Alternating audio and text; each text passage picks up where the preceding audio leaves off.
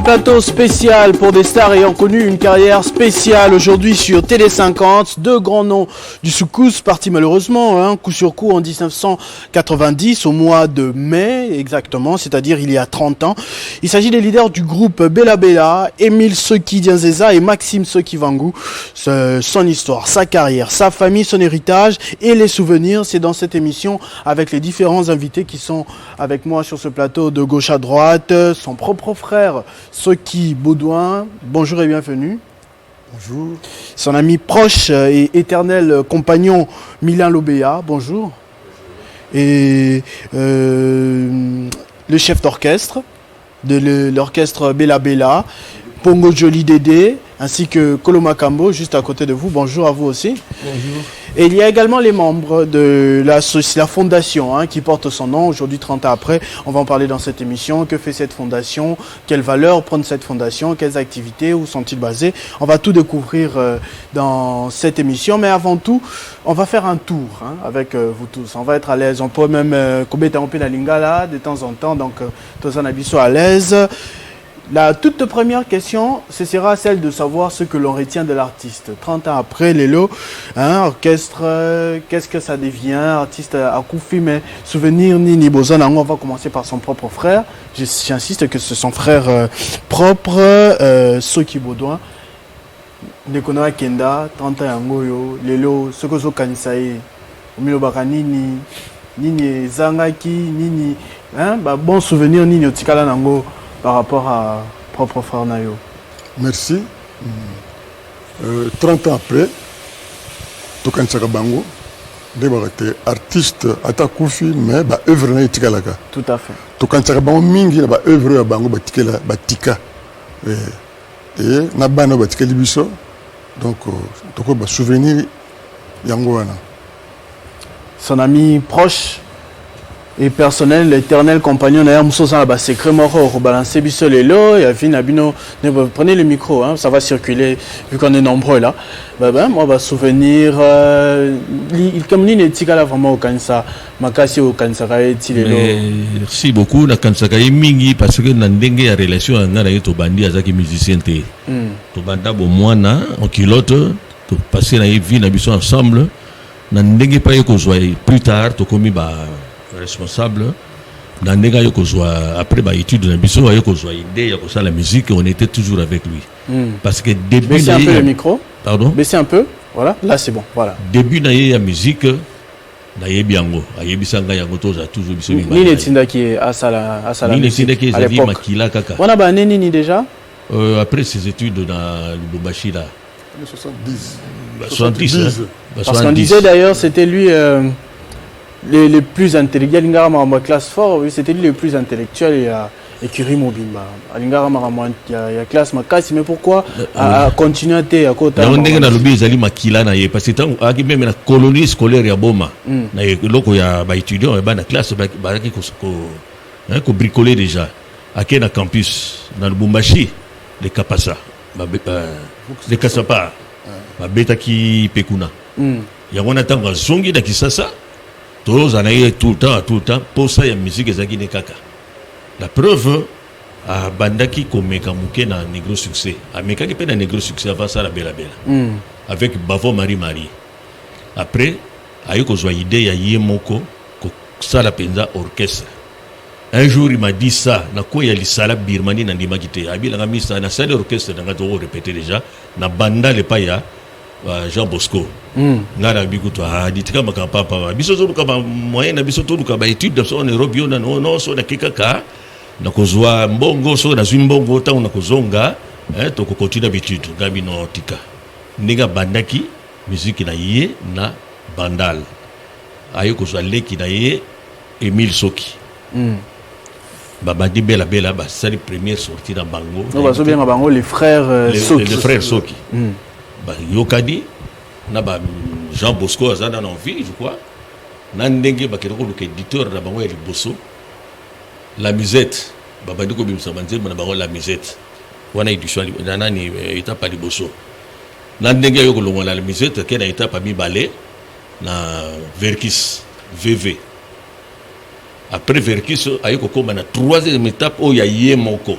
à combien éditeur de combien éditions à bango les deux frères Soki na lisala et na Lukando 100 voilà au moins il y a trois étapes pour ça autour de la question monsieur c'est matokopé ça yo mais sikoyo na ngambu na yo awa ils ont des chefs d'orchestre c'est ça il y a des chefs d'orchestre na il y a Souka, il y a orchestre Bella Bella si vous pouvez passer le micro Pongo Jeli Dédé. Bon, avant comme chef d'orchestre, c'est Moussou Swazalaki, Bosso, Chabakamba. Donc on a dit bassiste na biso. Tant on a sali entré en 1974. Après 2 semaines, on a nommé sous-chef d'orchestre. Azalaki quel genre de leader? Très rigoureux. Makasi, Hermoko Mastanabino, Hermoko Papa, Yazara comment? Voilà, il y a tant de régions de Ozana, âge ni génération, moi différence. J'avais au moins 21 à 22 ans. Alors, tant on a Koti, après 2 semaines, on a nommé sous-chef d'orchestre. Après Chabakamba. Chabakamba, tant à Longwe, en 76, on a remplacé, on a commis chef d'orchestre. Donc, on a bandagi déjà moi, Bokonjango, moi, les Bosso. Mais na côté rigueur n'est pas na musala. En tout cas, alingaki musala. Retard té, négligence té, ce que sali musala no malamu en tout cas à recépérer nayo. À reconnaître yo. À reconnaître. Bango mi balé secret na bango zalaki travail. Et puis donc ezaki na kati nzoto na bango ya ko lukate. Bazaki ko s'exprimer facilement, ko yemba facilement. Au point de vue arrangement et musique vraiment avance la musique. Juste à côté de toi, Kolo Makambo. Il y a des personnes qui ont pays du solo, au rejoindre mouvement, nini na circonstance nini azaki quel genre de patron nini lelo kanisarae makasi loko ce qui comme lio au boulet au lobia via kenda za susite. Christopher nga lobelo moko nga za kozala na soki vango comme na luka na ya vers ce qui vango parce que c'est éditeur a binsa bande mo papa wemba donc tant vivre la musique salami papa wemba qui nulle part ba longole na yoka lokoli ayo lila pas ce qui vango grand max ko aider ngaité grand max c'est ce qui vango grand max na ba moyen alors l'heure on a besoin na ba moyen belé comme musicien donc aki jeune moko oyaki après ba franco na ba verkis na ba mbongo na organisation ba makambo ebeli nde azui papa wemba a aidé papa wemba aider comment a pesi instrument tant a pesi instrument abimisi banzembo na aider banzembo ko a bandeli wana banzelo ko basoso pembelu sharufa na kolinga nanga eluwe mama yo ce qui vont de misaki yene na sima yene mutazo azotindika yem da otindika a pesi instrument abimisi banzembo na ba yebi sanga mwana mafifio mère supérieure. Donc, à Bisbandé Mobile, presser sa senza malou senza, au Kofi Olomide yé, Kobimisa, n'a vu la musique, toujours ceux qui vont à ça, c'est très important, et le roi va te béler, donc, à ça, la musique depuis septembre, c'était à Tombola et Angoti, Ndenge Papa Mbazoka en vol et qui tindenga Okofa. Donc, grâce à ceux qui vont. Mais le roi est l'Obama rapena mingité. Yangai n'a l'ingip n'a l'élona l'Obama parce que, et quoi que le cabouete. Alors, Tangazo ya verrier, abina mano bande mono ko bimana ngwa après maintenant sana ngamba papa wemba akoma ki trop focalisé na papa wemba ti atomole papa wemba mais nga lero na bete na bela bela te tanwa iko kufa nde ba vieux ba na bela bela avant ba bisikita ba guitariste y compris d'aider les solistes les derniers chefs d'orchestre to ko sangana to sali ba kama bela bela to meki famille soutenir biso mama ce qu'il faut nenga à soutenir biso wato ba na juste na 95 ngana koti depuis 95 wana tilelo bati ba kende totikala ka ngai na dede donc ngai lelo na président donc leader à groupe comme chanteur na éternel chef d'orchestre tout zaranai. Alors au Betty du solo à famille Awa tous eu un témoignage, on va revenir parce qu'il y en a qui n'ont pas encore pris la parole, il s'agit des membres de la fondation, mais avant de lever la fondation dans l'inato ça peut témoignage Moussoussou, il y a sa fille propre qui est actuellement en Europe, qui est en train de suivre cette émission. Il n'est pas là, ça qui m'a un message naé. Total, on a bien nyonso. Après, on revient en commence avec la réalisation. Bonjour papa. En ce 30e anniversaire de la disparition de vos frères, j'ai tenu à être là, à vos côtés, pour vous témoigner combien je vous suis très reconnaissante Malheureusement, la situation actuelle ne me le permet pas. Comme vous le savez, aujourd'hui, le monde est frappé par une crise sanitaire avec cette épidémie grave, cette agressive épidémie Covid-19 qui ne nous permet pas de nous déplacer librement. Mais cela ne m'empêche pas à vous le dire. Et je profite de cette occasion, à travers cette émission, pour vous le dire, papa. Je vous remercie du plus profond de mon cœur, papa, pour tout ce que vous avez pu faire pour nous durant toutes ces années. Vous nous avez offert une bonne éducation, vous nous avez offert tout ce dont on avait besoin. On n'a manqué de rien. Vous avez toujours été là pour nous. Malgré nos prises de tête, nos caprices, vous ne nous avez jamais abandonnés. Merci également à toi, ma tante Florentine Sokifouani. Toi qui as toujours été là pour nous, comme une mère et un père. Tu ne nous as jamais abandonnés. Je te remercie du plus profond de mon cœur. Que Dieu vous accorde une longue vie. Que Dieu vous garde encore parmi nous. J'aurais souhaité que Papa Jean-Marie Sokilumbu et Papa Michel Sokikanga soient là. Malheureusement, ils nous ont quittés, ils ne sont plus de ce monde. Que leur âme repose en paix. Et qui ont contribué également à notre éducation. Merci, merci énormément. Sans vous, je ne sais pas qu'est-ce qu'on serait devenu. Je ne sais pas. Aujourd'hui, beaucoup d'orphelins se retrouvent dans les rues congolaises, dans les rues partout, dans le monde entier, simplement parce que la famille du défunt n'a pas eu cette volonté de les prendre en charge, ou simplement parce qu'ils n'ont pas de moyens. Mais vous avez tout mis en œuvre pour nous. Merci. Et merci également à toute la famille. Merci. Papa.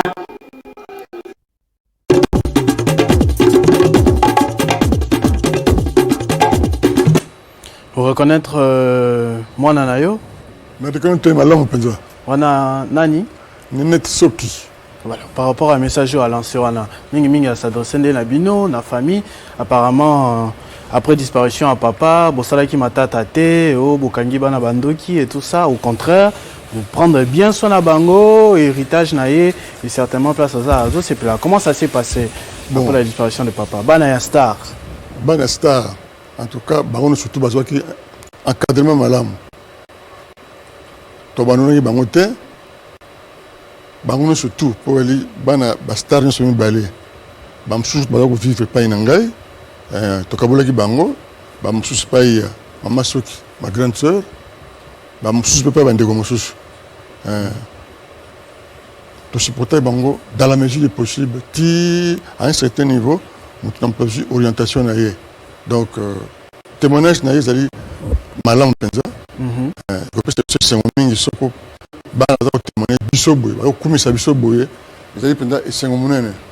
Amis proches, un mot à dire, on est très concentré, tant on a un message, on est apparemment Kotio. C'est Pelimingi, moi on a besoin de net de gars de Biwana.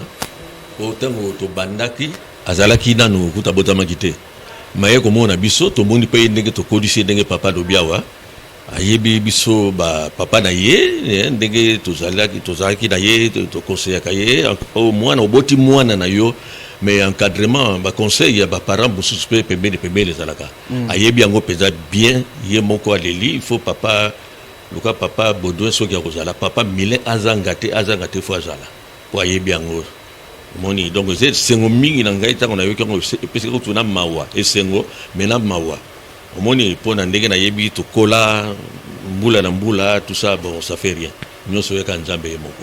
Bon, on va parler maintenant de l'héritage de l'artiste, hein, parce que je l'ai signalé avant dans la vidéo. Il y a deux membres de la fondation qui sont ici sur place, qui n'ont pas encore pris la parole. Je vais commencer par le coordonnateur de l'association FOMAS. J'ai bien dit, c'est FOMAS. Oui, c'est FOMAS. Fondation Maxime Soki. Voilà. Alors, l'héritage de l'artiste, voilà, tu es artiste à Bazalaka, mingi ceux qui a Koufi, après, hein, Bossani, orchestre Panzani, mouvement Mwana a créé de gauche à droite d'ailleurs, Kolo Makambo, na Dédé Pongo Joli, le bien tout à l'heure, donc depuis via Koufa, Botikala Binum Balende, Boubujate, soit Kenda. Alors, fondation s'organise à Randengeni, ils ont un lien na orchestre ou bien fondation ça m'a soit pas il me semble que ça un héritage nini oui merci beaucoup monsieur le journaliste na kozana nous peut-être égoïste ceux qui na salué na maman présidente na ngaité maman Nenette Soki otuti Holanda wana soki to moni to sangani awa na ba papa na ba membre orchestre na ngai na moninga na fondation ils allaient juste retrouvailles. Donc l'orchestre jusque-là, il y a bien noté, il y a fondation. Famille, man peut continuer à pendater, mais Zali, maman présidente Nenette Soki, Oyazali, fondatrice de Makamuna Biso. Soki n'a quoi que ça juste historique à Mouké. Tout à fait. Moni fondation Maxime Soki, to bengerom fondation Maxime Soki, parce que tu sali référence. Donc tu retirer origine, il y a fondation, na comportement, il y a Monsieur Maxime Soki, que son âme repose en paix. Comportement il était un homme généreux, il était un homme social, il connaissait l'essence de l'humanisme, il aidait les gens. C'est pourquoi Moni même Kolo Makambozo témoignait, il soutenait des personnes, mais malheureusement, Atikaki Yango Nanzotote, Alatisaki Yango Nanzotote, c'était comme ça, Isala qui n'a pas papiété. Maintenant, quand sa fille Nenette est arrivée, après avoir analysé, diagnostiqué les problèmes de la jeunesse congolaise, parce que au Yébi, tu as un problème belé dans le niveau de la jeunesse, conformément à Moussala, enfant de riz, Makombe belé, à sali diagnostic, à comprendre que non, mon père avait de tels genres de visions, il faut continuer en haut, et que c'est ici juste en janvier 2019, des fondations Maxime Soki et Kolata Nzoto et Kobotama. Donc il y a une année. Il y a une année déjà et quelques mois. Et qui œuvre dans quoi? Vous faites quoi exactement? Vous parlez de la jeunesse et tout ça, mais quelles actions concrètes? Namoni, devise Nabineza, solidarité, fraternité. Oui, devise Nabineza, solidarité, fraternité. Nakati, il y a Fondation Maxime Soki et Tozali Naba multi-objectifs. Objectif Nabineza est belé. Si le plan, par exemple, il y a jeunesse. Au niveau de la jeunesse, nous avons compris, la jeunesse est menacée par le chômage. Donc notre élite est allée tout lutter contre le chômage. Nous allons nous faire une différence par rapport à d'autres fondations. Parce qu'il y a des fondations, ils ont la kaka,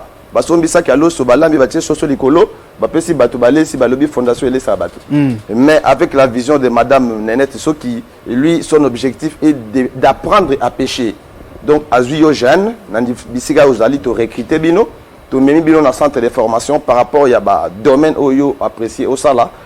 Tu allez partenaire dans l'agence de formation professionnelle, agence Before Working Agency, donc c'est-à-dire avant le travail.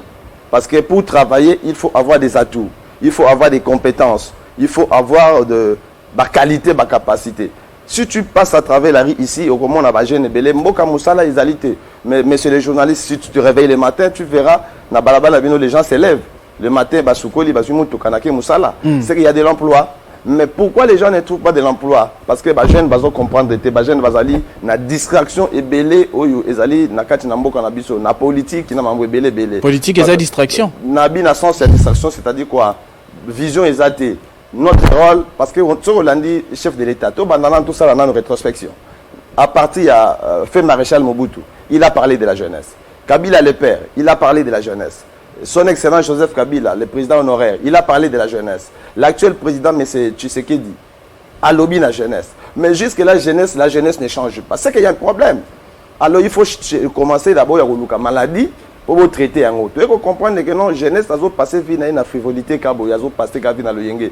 Il y a une bête à ma boko, mingi, na suka et le côté. Mais maman Nenette a éco zonga. La formation na bineza ya nini? La formation tozali na école. Non, tozali na 27 modules. Et d'ailleurs, je salue Messentimba, le Messentimba Lessin, c'est lui le spécialiste en formation. Agence Césali Yaye. Ba jeune, bazo comprendre Moussala Mabé. Il croit que avoir un boulot, c'est toujours être dans un bureau, dans 4 murs, avec l'ordinateur climatisé, tout, non. Il y a beaucoup d'emplois. L'on peut créer l'emploi. Selon Vision Maman Nénette, elle a compris que l'emploi, on a 3 niveaux. Il y a l'emploi créé par l'État, où l'État a engagé Bisso. L'emploi créé par les particuliers, où il y a même demande d'emploi, j'ai l'honneur, et l'emploi créé par toi-même. Or, ceux qui ont eu la chance de travailler dans l'État, ont eu la chance de travailler dans la particulier, tu peux créer. Alors, on a la formation, on a la module, on a la pâtisserie, on a l'audiovisuel, on a l'assistant administratif, on a l'évaluation des projets, entrepreneuriat, donc gestion des conflits, lutte contre l'anti-incendie, technicien de surface, donc il y en a beaucoup. C'est vraiment impressionnant, tout à fait, comme vous l'avez dit. Au lobby que ça, parmi les caractères naïfs, c'est ça qui a inspiré même sa fille, la générosité. Comme tu as vu que ces émissions m'aura témoignage, moi j'aimerais que à mutumo comme encore abeta lisolo ya générosité nae obino boviva. Kuna kolo makambo déjà abeta ki que ya papa yemba o batu baye baraté. Pour anda au sala, zo poser ba geste, mais anda comme un papier donc il le faisait sans rien attendre en retour. En tant que frère, est-ce que vous confirmez ce caractère-là, ce comportement en lui? Est-ce qu'il le faisait vraiment? Et vous vous souvenez de quoi très exactement? Ou peut-être batobaye baraté, mais yo au timbela nandengena. Bon, ils ont solo, on a confirmé générosité. Donc, Azam Moto Oyo, à l'ingaki Migi Bato. Bon, ma famille, Azako Salisa. En tout cas, s'il y a un problème, ils ont la banabiso proche, to banabande konabiso, ma cousin nabiso, ma cousine nabiso. En tout cas, Azako intervenir. Notamment, frère, il y a un internat, ou un internat, à intervenir. Donc, moi, mingi makambo, eux, ils que avec Kokosala, ils ont confirmé générosité. On a payé tango à Kei, banana un peu bazangi pe le côté. Ils ont payé bazangi te. On a fait ce témoignage quoi, net ceux qui vont avoir. Tango, ceux qui vont avoir koufi. On garde notre charge. Qui assiste à l'humanité na ye. Azaki pas inangai. Na bana mususu me o na tangi yepo yeto to parler na ye azaki pa inangai sous ma charge et ti assiste ba humanité na ye.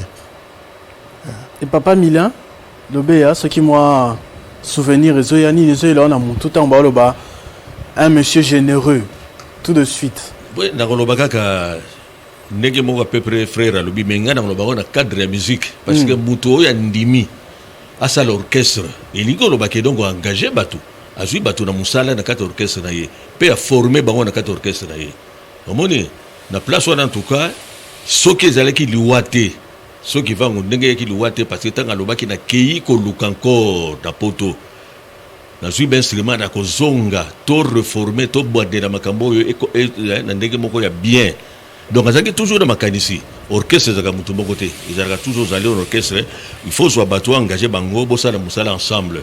Mais malheureusement, Akenda Libela. Tozuye ko yambaika ka na ibembe. Omoni donc pour na wana en tout cas naza fier peza pour na ye parce que zaki nango toujours ko kanisa ma kanisi wana.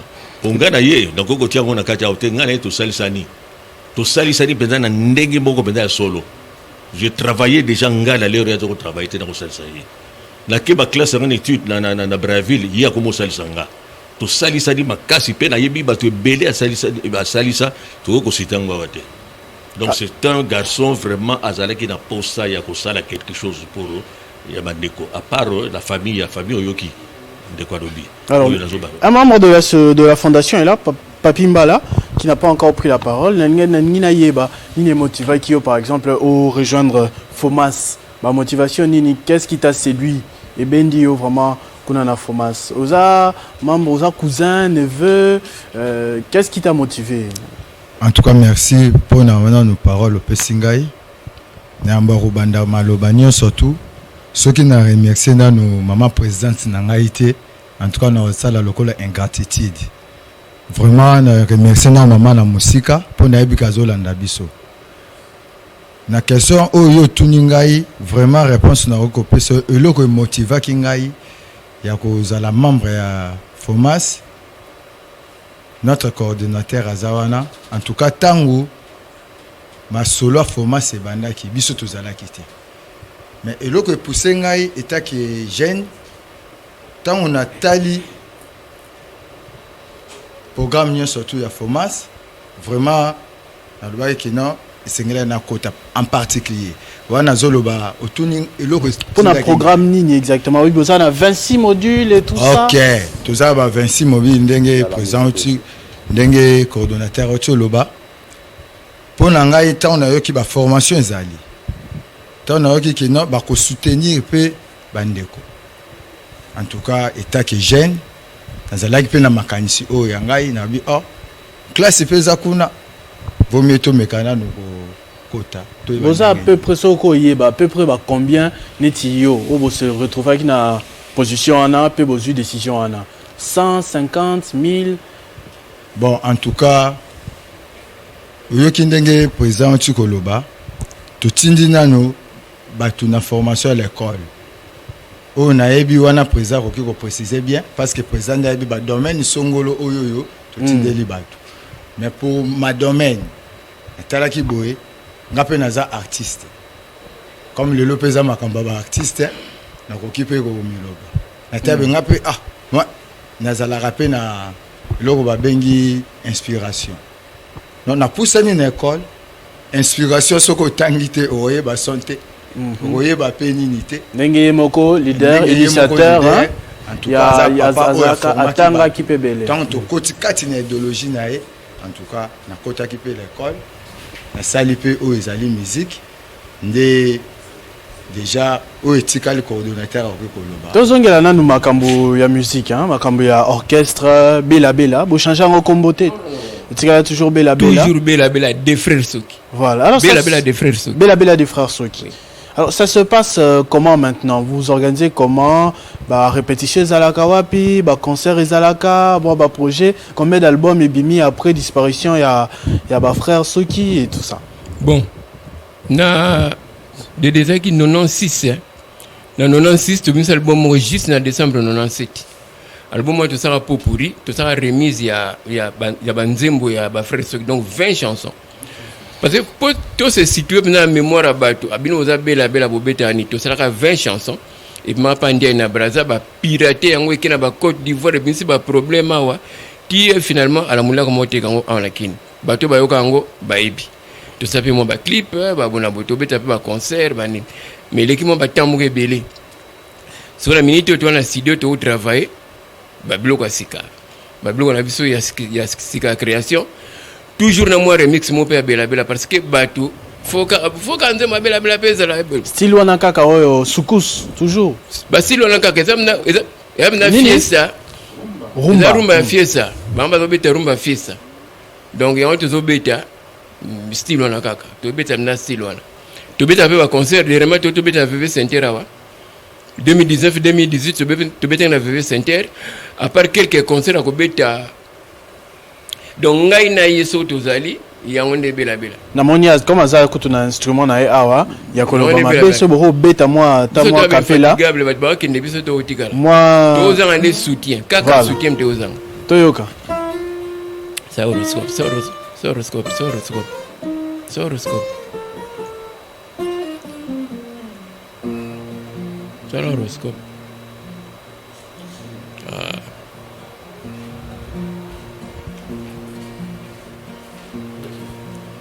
Sofele palado kumbanga imalembe nazali mama ya bana sangotika na bokolo mokumbi ya taxi keba kadi ye milimo ya bato osimbi na maboko kowela mosolo ezali pamba mituke tondi yo kozwa likamadi ye mibeko ya leta bomba kana motema nokiche yo kumema ngambo ofuta lomane okomema motuko koyeba te leta fungoli miso alali te sofeleo nazali kobanga lembisa neno moke olekisi ndelo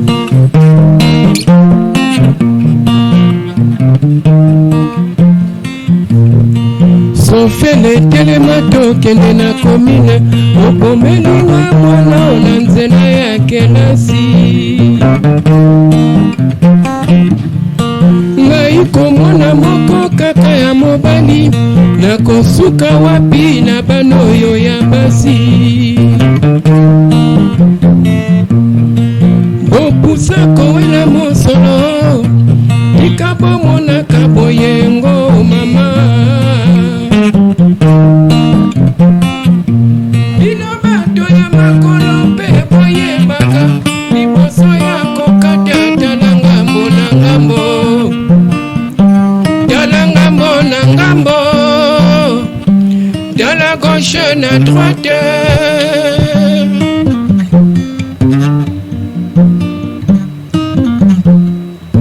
En tout cas, merci moi Maboko, hein. Et ça moi plaisir ya koyoka boye, mais surtout dans nous reposer question, on n'est pas chef d'orchestre, peut-être koye ba thème, hein, ba inspiration ya ba texte na. On les a tout un conseil, ils a ka nzembote ya bolingo, nzembote ya kukumisa moto, peut-être ande tozomo na génération à lelo, ni ne bana ko motiver ba inspiration ya ba texte na. Bon, pendant qu'il y a un texte, il faut le canon d'éducation. À l'époque, je crois que toi qui n'as pas cours, civisme, éducation, civisme, et zalaka. Hein? N'a l'école, les zalaka. Émile, à cause de la famille, moko oyo, il y a pas chrétien. Ceux qui vont à cause de la famille, moko ba chrétien. Bah, qui déjà na base éducation. Aux hommes, ceux qui même à yembi nzemba bolingo. Il faut toli ezala na kati. Ezanga raté. Et toli ezala na kati. Voire même tant que comme en 74, bah pekisi banzembo ya mou.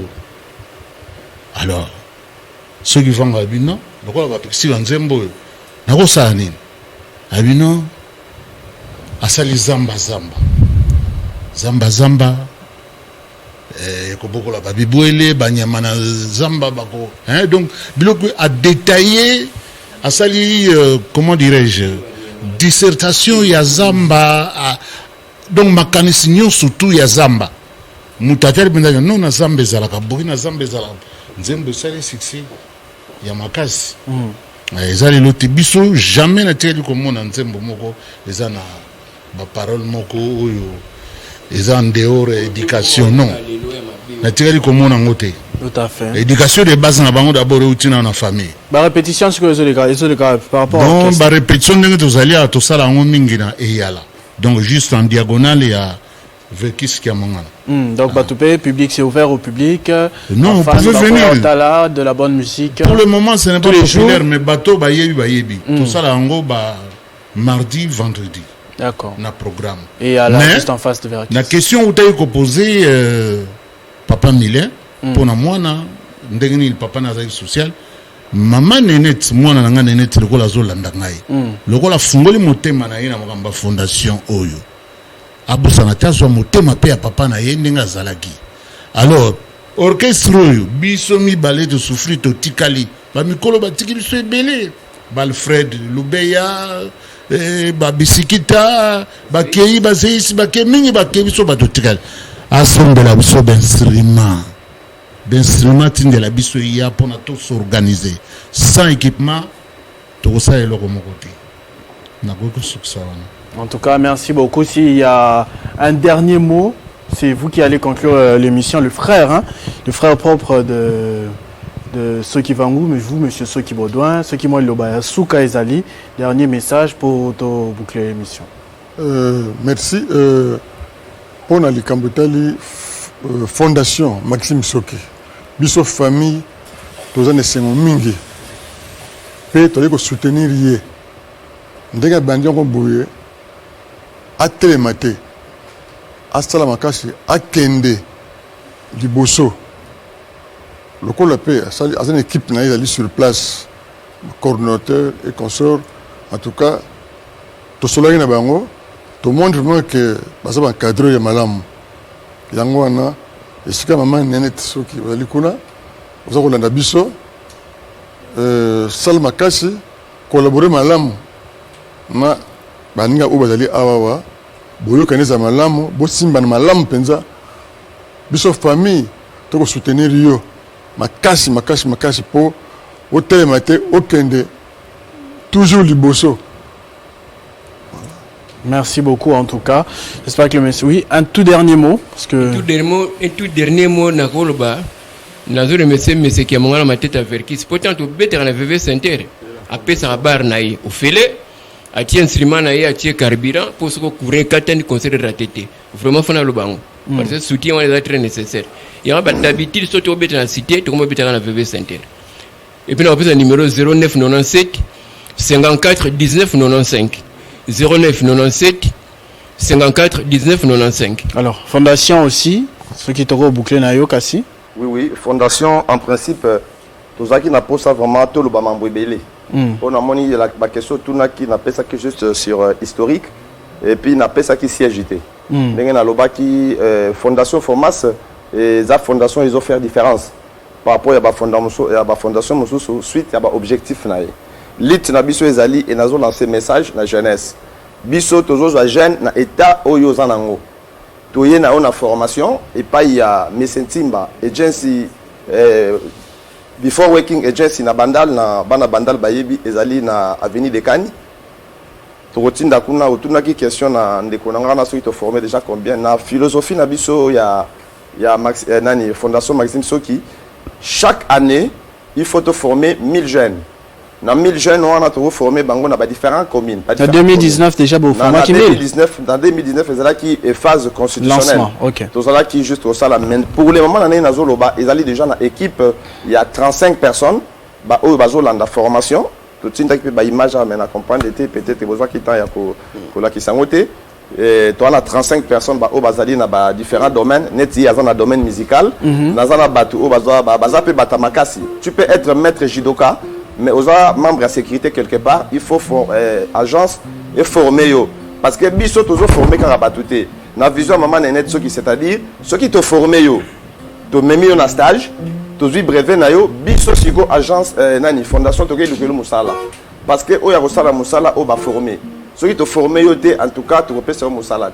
Donc lit na biso contre musala. Donc vous apprendre pas, vous ne donnez pas du pain, vous apprenez à voilà donc toujours apprendre. Et puis la catégorie il y a batu musus net ya ba maman oyo bazana ba balabala ba maman oyo bazana ba vie un peu à moi passer maman net soki azali mbote lisusu maman na peso pour na initiative wana en tout cas pour soutenir ba maman wana na ba petite moyenne commerce na bango banini et puis na bana oyo bazali na ba balabala bazangi bato maternelle bato paternelle bazo telingana ba fille mère banani fondation Maxime Soki azana na vision ya ko construire centre ya munene il y a formation, il y a bisomoko, il y a monene, vraiment ils ont la dimension au sakanate.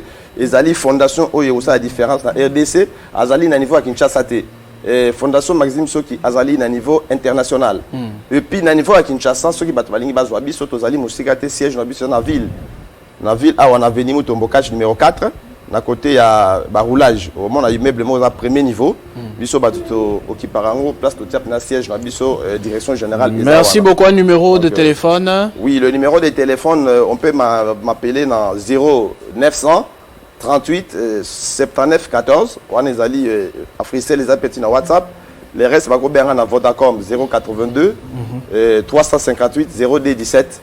On a pour la information. Vraiment la information. C'est les Mandondo. Oui. Pour beaucoup plus d'informations, pour Balingi Bazoabiso, nous avons adresse Nabiso au niveau de Facebook. Ce qui va Betty Fondation Maxime Soki, première promotion.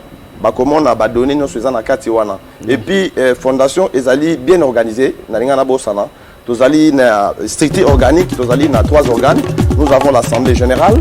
Nous avons les comités directeurs qui est chapeauté par 5 personnes.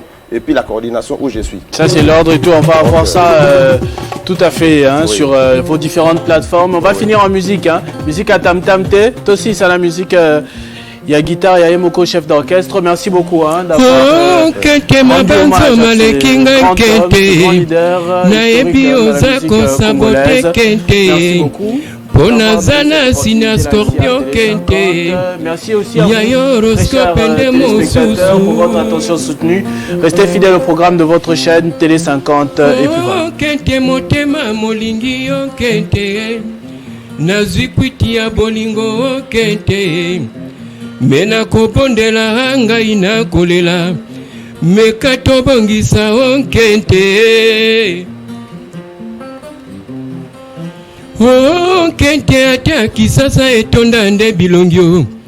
Kasi motema eko trouble se panayo. Osala ngai nini dia ibipi mama Osala ngai nini dia ibipi mama. Na komise lembo kente mon amour. Osala ngai nini dia ibipi mama. Na komise lembo kente mon amour. Oh dia ibipi kente mon amour. Oh dia ibipi